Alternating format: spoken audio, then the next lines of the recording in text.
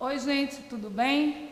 Todo mundo aí está, espero que estejam todos bem, né? Nossa aula hoje é outro assunto importantíssimo, deixando para vocês aí um grande abraço. Meu nome é Elaine Cristina, sou professora de História. Vamos ao craque da Bolsa de Nova York. Aqui nós temos uma imagem importantíssima para que a gente entenda, né, esse momento de 1929, né? Então, nós temos aí um outdoor, certo?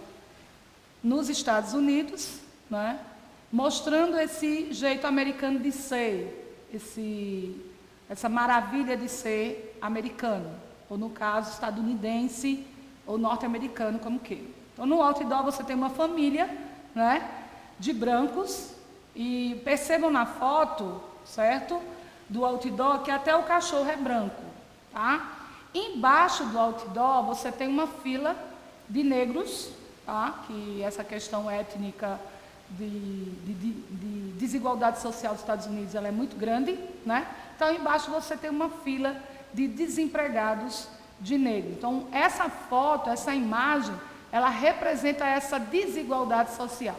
Enquanto no outdoor a felicidade, né, do jeito americano de ser, do consumo, do modo capitalista, certo? De consumir, do carro, que é outro objeto de desejo do mundo capitalista, de uma família branca feliz, mãe, pai, filhos e até o cachorro branco, embaixo do outdoor. O outdoor, qual é a finalidade do outdoor? É de mostrar, de trazer uma mensagem, né? E embaixo você tem uma fila de desempregados de origem afro, né? Então, afrodescendente. Então, aí você vê esse contraste na imagem. Então, ó, a Europa e os Estados Unidos nos anos 20, né? O craque da Bolsa de Nova York, ele é o ápice da crise do capitalismo, certo? Você tem que retomar lá o fim da Primeira Guerra Mundial. Então, vamos lá?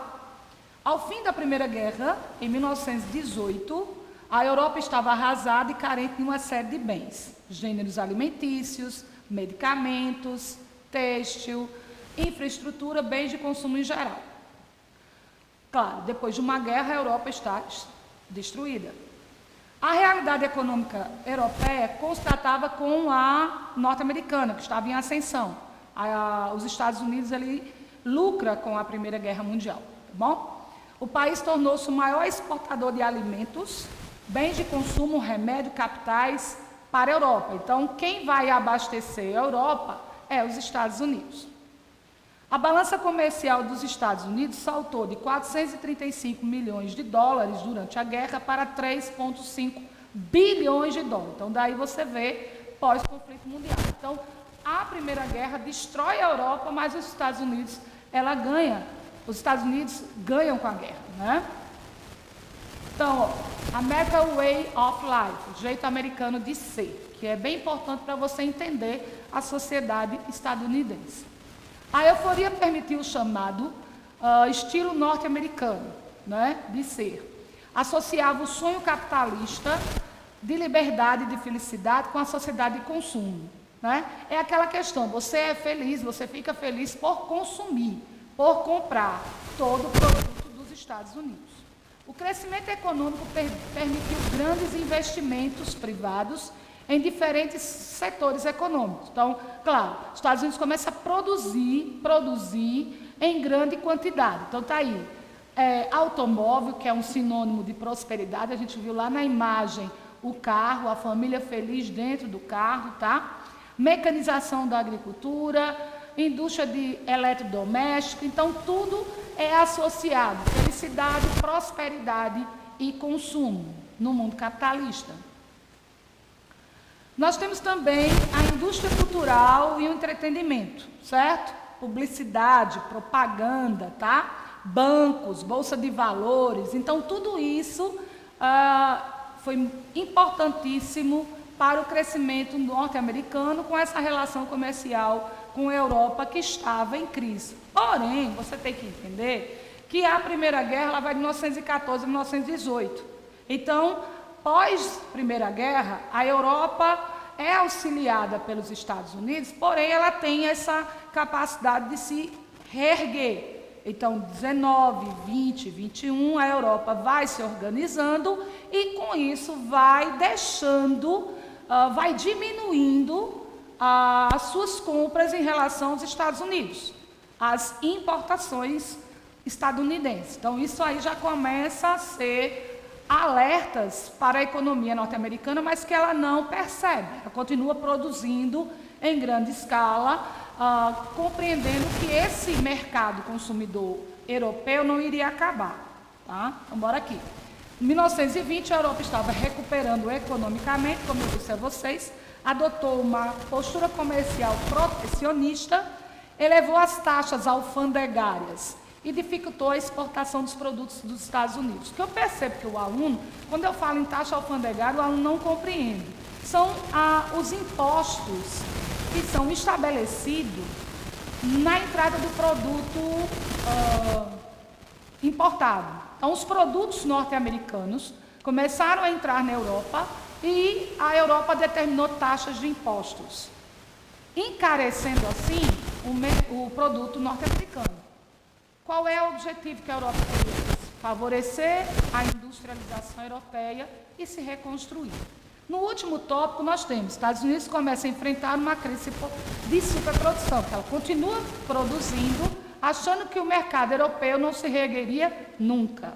Então, aí, nós vamos ter uma retração da mão de obra, porque eu tenho muito produto, não tenho para quem vender, e eu começo o quê? A demitir meus funcionários. Eu não preciso mais de tanta mão de obra para a produção de mercadoria, porque eu não tenho a quem vender. Meus estoques já estão abastecidos de tanto produto. Aí você tem, o valor das ações torna-se 2 vezes maior que a produção da oferta de produtos, maior que a procura. Então, há uma queda do preço da Bolsa de Valores e começa a haver prejuízo e aí já se encaminhando para uma crise maior. Tá? O crash em 24, o crash, né, a queda, em 24 de outubro de 29, 16 milhões de títulos jogados no mercado sem ter pessoas interessadas para comprar. Então, você tem muitas ações de muitas fábricas, só que você não tem quem compre. Então, isso é crise, tanto de quem tem a fábrica, de tanto a economia estadunidense. Consequências do crash, dessa quebra da Bolsa de Valores, né? Desemprego. Porque o trabalhador, ele só tem a sua força de trabalho. Então, se ele não consegue vender a única mercadoria que ele tem, que é a sua força de trabalho, então aí ele está desempregado. Estando desempregado, ele não consegue manter a sua família. E aí são outros problemas sociais. Desemprego em massa afetando a ordem liberal capitalista do mundo inteiro. Temos que lembrar que o liberalismo econômico era a ideologia econômica da época. Aqui nós temos imagens bem interessantes de crianças. As pessoas foram para a rua reivindicar emprego e reivindicar comida. O Central Park mesmo virou lugar de moradias de pessoas desabrigadas que estavam sem poder pagar os seus aluguéis, então foram retirados das casas, ou pessoas que perderam suas casas porque não podiam pagar a hipoteca. Então, é todo um desdobramento aí, muito complicado para a vida do estadunidense, né, do norte-americano. Então, você tem crianças aqui pedindo emprego para o pai, certo? Elas estão nas suas pedindo, deu um emprego para meu pai, né, que é bem interessante essas fotos, mostrando que as crianças também estavam nesses movimentos sociais. Então, aqui você tem consequências da crise da Bolsa de Valores de 29, tá bom? Falência de 9 mil bancos, olha aí como é que é a questão. Falência de 85 mil empresas, então imagine aí o desemprego em massa, tá? Queda de 85% no valor das ações.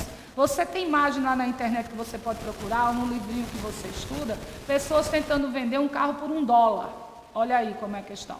É um carro caríssimo por $1. Por quê? Porque não tem comprador, certo? Redução salarial de 60% para que se mantenha o emprego, tá? Desemprego de 13 milhões somente nos Estados Unidos, porque o crack da Bolsa de Nova York, o crash, essa crise econômica do capitalismo, ela vai se desenvolvendo e atingindo o mundo inteiro.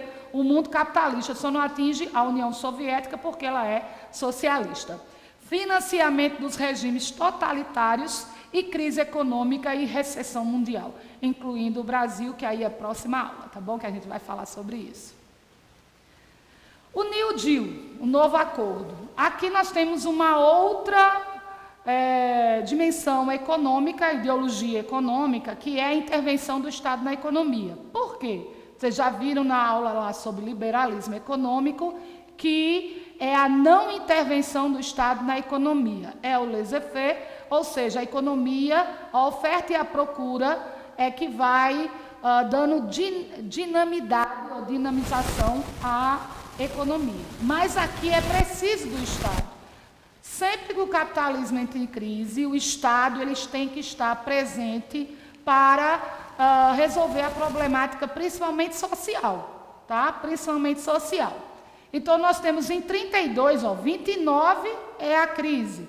Em 32, nós temos a eleição e a vitória de Franklin Delano Roosevelt, defensor, né, do bem-estar social, da intervenção do Estado na economia, tá? Que é o New Deal, o novo acordo. Fundamento dos princípios do John Keynes, né, o keynesianismo, tá? Intervenção do Estado na economia e o bem-estar social. Você tem que pensar na sociedade, certo?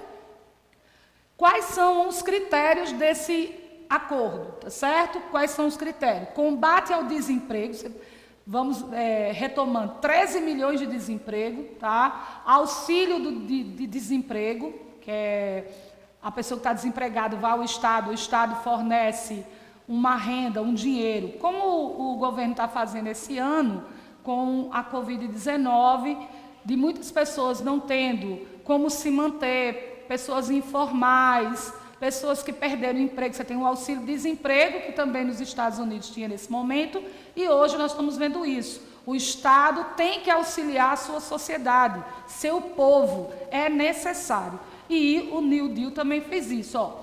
Superprodução de créditos bancários, investimentos em obras públicas, você vai ter a construção de muitas pontes, porque você vai usar a mão de obra que está ociosa, desempregada, tá? Ajuste de preços e salários e crescimento de consumo. Preste bem atenção, a pessoa desempregada, ela não é vagabunda, não. Ela é uma pessoa que não consegue vender a sua força de trabalho naquele exato momento, certo? Mas a gente tem que entender bem isso, tá?